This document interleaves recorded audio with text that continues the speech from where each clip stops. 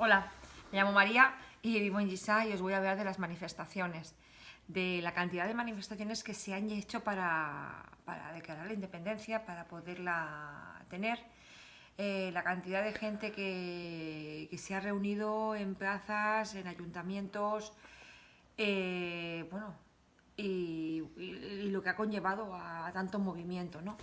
También comentar que ha habido una manifestación a favor de España, de no tener la independencia.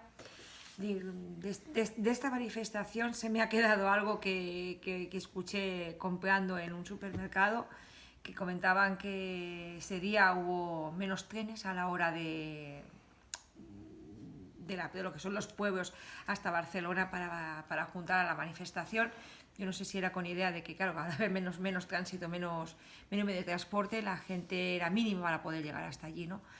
Y sobre mi opinión a las manifestaciones, creo que las manifestaciones tienen que hacerse si la persona tiene que reclamar algo y tiene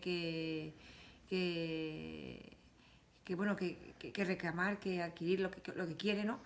Pero también pienso que las manifestaciones conllevan a que los chavales dejen de ir al colegio, de que los profesores hagan la huelga por el rato tampoco dan clase, de que hay trabajadores que no van a trabajar. Es decir, movilizas un país movilizas una comunidad y bueno, se tienen que hacer manifestaciones, pero tantas a veces es pensar y valorar si son necesarias, ¿no?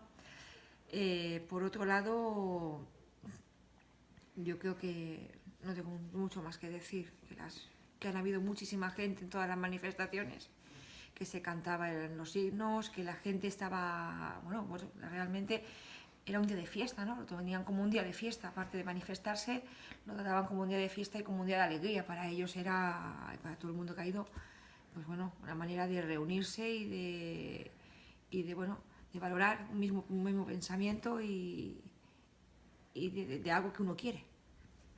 Bueno, esa es mi opinión.